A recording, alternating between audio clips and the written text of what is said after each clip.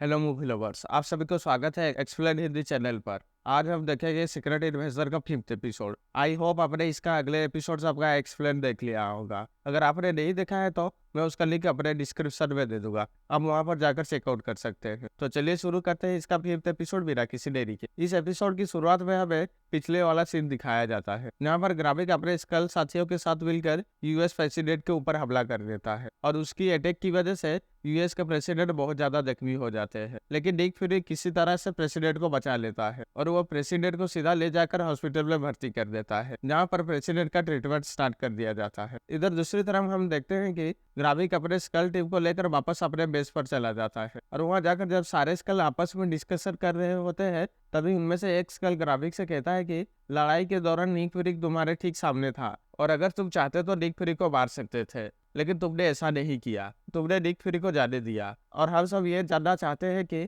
तुमने ऐसा क्यों किया। ये सुनकर ग्रामिक उसको कहता है कि निक फ्यूरी के पास एक ऐसा चीज है जिसकी ग्रामिक को बहुत जरूरत है और जब तक उसे निक फ्यूरी से वो चीज नहीं मिल जाती तब तक वो निक फ्यूरी को नहीं मार सकता। लेकिन ग्रामिक के ये बोलने के बाद भी वो स्कल ग्रामिक से बहस करता है, जिस पर ग्रामिक को गुस्सा आता है और ग्रामिक उस स्कल को जान से मार देता है। ये देखकर बाकी के सारे स्कल भी दंग रह जाते हैं और वो इसलिए क्योंकि ग्रामिक अपने साथियों को मार रहा था। इसके बाद ग्रामिक जेम्स को फोन करता है, जो कि असल में एक स्कल है, और फोन करने के बाद जेम्स से कहता है कि उसे प्रेसिडेंट के पास जाना है, लेकिन उसे प्रेसिडेंट को मारना नहीं बल्कि उसे यूएस के प्रेसिडेंट को ये बताना है कि उसके ऊपर जो हमला हुआ था वो रशियंस और स्कल ने मिलकर करवाया था। और ये बात भी सच है कि इस दुनिया के अंदर स्कल भी रहते हैं और तुम्हें प्रेसिडेंट को ये भी बताना है कि रशिया स्कल्स को पनाह दे रहा है और वो अपना देश में रहकर उनकी मदद से यूएस के ऊपर हमला कर रहा है, और इसीलिए इससे पहले कि रशिया स्कल्स के साथ मिलकर यूएस को बर्बाद कर दे, हमें इसका जवाब देना होगा और स्कल्स का खात्मा करना होगा।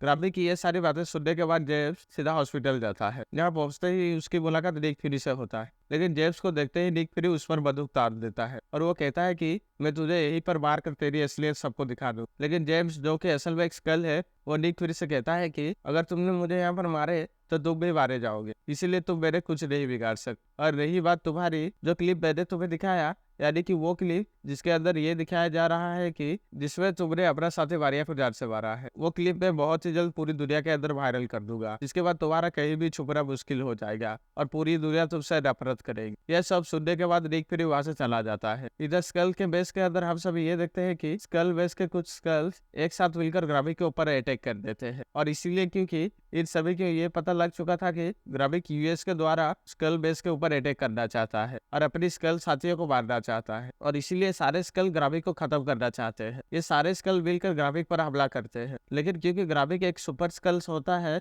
इसीलिए वो इन सबको जान से मार देता है। इधर फिर से हॉस्पिटल के अंदर जेम्स प्रेसिडेंट के पास आता है और उसे पूरी स्टोरी बताता है, और जो भी ग्रामिक ने उसे प्रेसिडेंट को बताने के लिए कहा था, जेम्स सारी बातें प्रेसिडेंट को बताता है कि प्रेसिडेंट के ऊपर होने वाला हमला रशियंस ने स्कल के साथ मिलकर करवाया है। इसके साथ वो प्रेसिडेंट को कुछ सैटेलाइट इमेज दिखाता है, जिस इमेज के अंदर ये साफ दिख रहा होता है कि रशिया के अंदर स्कल बेस, और उसे दिखाते हुए जेम्स प्रेसिडेंट से कहता है कि हमें इस स्कल बेस को उड़ाना होगा, क्योंकि अगर हमने ऐसा नहीं किया तो ये स्कल आगे भी हम पर ऐसा अटैक करते रहेगी। बट ये सुनते ही प्रेसिडेंट जेम्स से कहता है कि अगर हमने रशिया के अंदर अटैक किया तो इससे वर्ल्ड वॉर 3 छिड़ जाएगा। बट जेम्स प्रेसिडेंट को जवाब देता है कि अगर हमने कुछ भी नहीं किया तो हम सब मारे जाएंगे, और इसीलिए अगर हमें अपना देश को बचाना है तो हमें ये कदम उठाना होगा और हमें लड़ना भी होगा। इसके बाद हम निक फ्यूरी को देखते हैं, जो कि सीधा जाकर गाया से मिलता है, जहाँ पर गाया निक फ्यूरी से कहती है कि वो अपने पिता का अंतिम संस्कार करना चाहती है, और इसीलिए निक फ्यूरी उसे कहता है कि वो जाकर उसकी वाइफ से मिले, क्योंकि इस काम में उसकी वाइफ उसका साथ देगी। इसके बाद ही गाया निक फ्यूरी की वाइफ के पास जाती है, जिसके बाद वो दोनों मिलकर टेलस का अंतिम संस्कार करते, और फिर निक फ्यूरी की वाइफ गाया को अपने घर ले आती। इसके बाद सीन शिफ्ट होता है लंदन पर, जहाँ पर हम देखते हैं कि एजेंट सोनिया सीधा ऑफिस जाती है और वहां जाकर अपने सीनियर के रूम में घुस जाती है, और वहां पहुंचते ही वो सीधा गोली चला देती है, और वो इसीलिए क्योंकि ये जान चुकी थी कि उसका सीनियर ऑफिसर एक स्कल है, और इसीलिए वो अपने सीनियर ऑफिसर को खत्म कर देती है, और उसके बाद से वो खुद ही सीनियर बन जाती है। इसके बाद ही सोनिया को पता लगता है कि एक फीमेल स्कल साइंटिस्ट का रूप लेकर कुछ ऐसे चीजों के ऊपर रिसर्च कर रही है जिनसे काफी डेंजरस चीजें बनाई जा सकती, और ये सब वो ग्रामिक के कहने पर कर रही है ताकि वो इन चीजों की मदद से ग्रामिक की हेल्प कर सके। ये पता लगते ही सोनिया अपनी टीम के साथ जाकर सीधा उस स्कल के घर पर पहुंचती है और उसके पूरे लैब को जला देती है ताकि वो फ्यूल स्केल ग्राबिक का कोई भी मदद ना कर पाए। लेकिन इसी मुठभेड़ के अंदर उस फ्यूल स्केल का हस्बैंड भी मारा जाता है जो खुद भी एक स्केल होता है। इधर गाया जो कि निक फ्यूरी की वाइफ के साथ उसके घर में होती है और निक फ्यूरी की वाइफ से बात कर रही होती, लेकिन तभी हम देखते हैं कि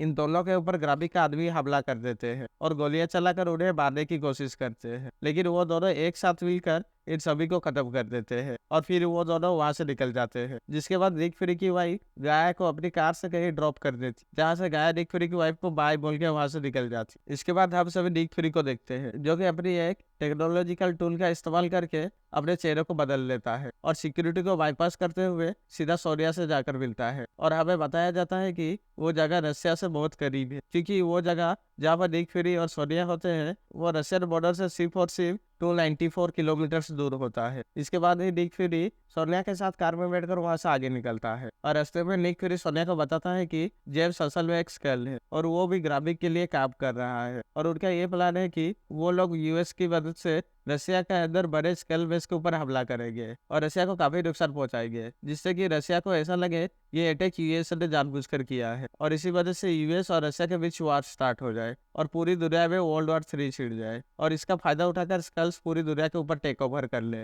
लेकिन ग्राबिक ये जानता है कि इस चीज में दुनिया के सुपर हीरोज यानी कि एवेंजर्स उसे रोकेंगे और इसीलिए एवेंजर्स उसका कुछ ना बिगाड़ पाए, इसीलिए वो मुझसे एक चीज चाहता है, एक ऐसा चीज जो कि बहुत खास, और उस खास चीज का नाम है द हार्वेस्ट। ये सुनते ही सोनिया निक फ्यूरी से पूछती है कि तुम्हारी बताई गई सारी बातें मुझे समझ आ गई, लेकिन बस तुम मुझे ये बताओ कि आखिर ये द हार्वेस्ट क्या है। ये सुनते ही निक फ्यूरी सोनिया को ये बताता है कि हमारी दुनिया के अंदर अब तक बहुत सारे बड़े खतरे आ चुके हैं, लेकिन हमारी दुनिया के सुपर हीरोज ने हर खतरे का सामना किया है और उन खतरों को रोकने के लिए उन्होंने अपना खून भी बहाया है, यहाँ तक कि कैप्टन मार्वल भी अपना खून बहाया है। लेकिन जब मैंने सुपर हीरोज का खून जग के मैदान में गिरते हुए देखा, तब मैंने उनका डीएनए को इकट्ठा करने के बारे में सोचा और इसीलिए मैंने कुछ खास और स्पेशल स्किल्स को लेकर एक ऐसी टीम बनाई जो कि जगह जगह जाकर उन सभी सुपर हीरोज का खून को इकट्ठा कर पाते। और सही बताऊं तो उस टीम का लीडर ग्राबिक था और इसीलिए पूरी दुनिया के अंदर ये बात मेरे अलावा सिर्फ ग्राबिक ही जानता है कि मेरे पास यानी कि निक फ्यूरी के पास सुपर हीरोज का डीएनए है। और मुझे ऐसा लगता है कि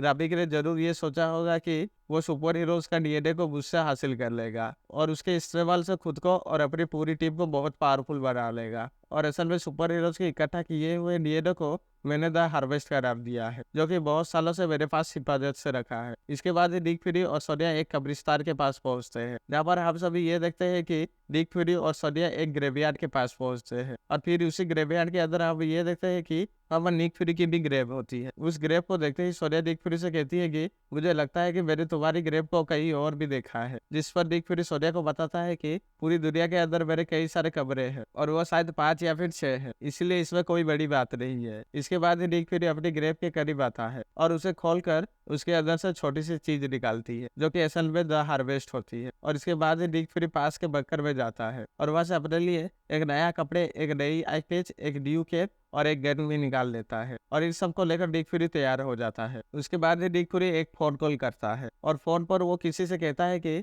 अब हमें इन सबको खत्म करना होगा और फिर इतना बात करने के बाद ही निक फ्यूरी वहां से जाने लगता है और इसी सस्पेंस के साथ में ये एपिसोड यहीं पर खत्म हो जाता है। तो गाइज, आपको ये वीडियो कैसा लगा प्लीज मुझे लाइक और कमेंट करके जरूर बताना और ऐसे ही मूवीज और सीरीज का एक्सप्लेनेशन के लिए हमारे चैनल को सब्सक्राइब कर देना। मिलते हैं नेक्स्ट वीडियो पर, तब तक के लिए keep watching and stay safe.